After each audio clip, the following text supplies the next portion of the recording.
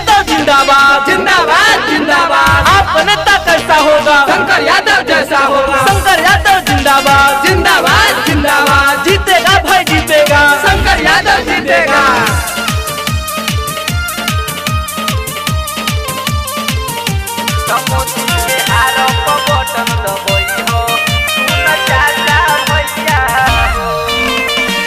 भाई शंकर यादव के भी विधायक बनई हो, सुन चाचा भैया हो।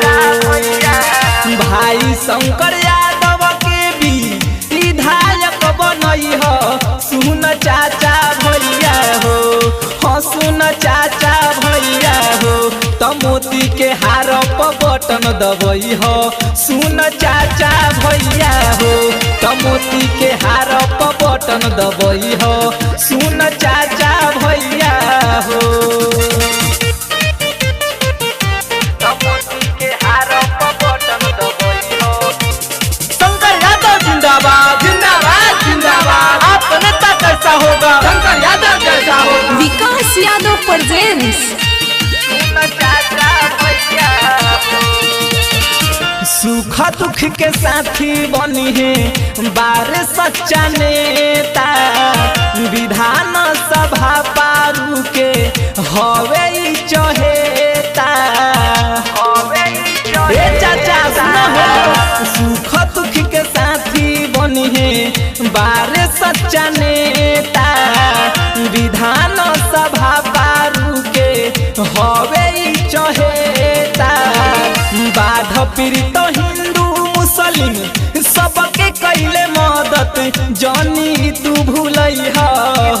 चाचा बाढ़ पीड़ित हिंदू मुस्लिम सबके कैले मदद, जानी तू भूलई हो। हाँ जानी तू भूलई हो। मोती के हार पर बटन दबई हो, चाचा ना भूलई हो।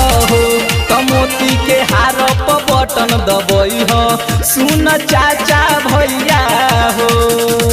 रिकॉर्डिंग बाय मोरिया स्टूडियो सपना बाजार। मोती के हार पर बटन दबई हो, सुन चाचा भैया हो। विकास यादव प्रेजेंट्स। सुन चाचा भैया हो। 3 नवंबर के बुद्धि पजई हो, क्रम संख्या 19 पर बटन दबई हो। याद रखिए भैया 3 नवंबर के बुद्धि पजई हो, क्रम संख्या 19 पर बटन दबई हो।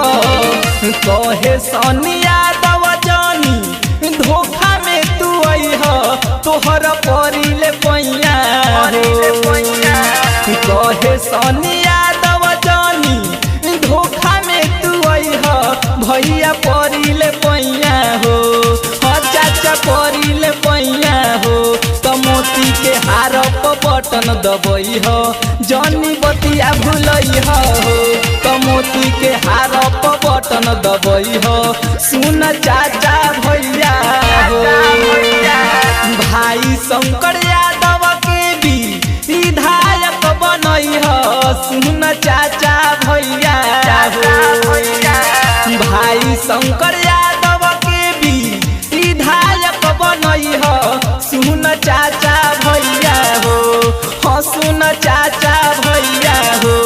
मोती के हार पर बटन दबई हो, सुन चाचा भैया हो। मोती के हार पर बटन दबई हो, सुन चाचा भैया हो। प्रेजेंट बाय विकास यादव मरवा पाका।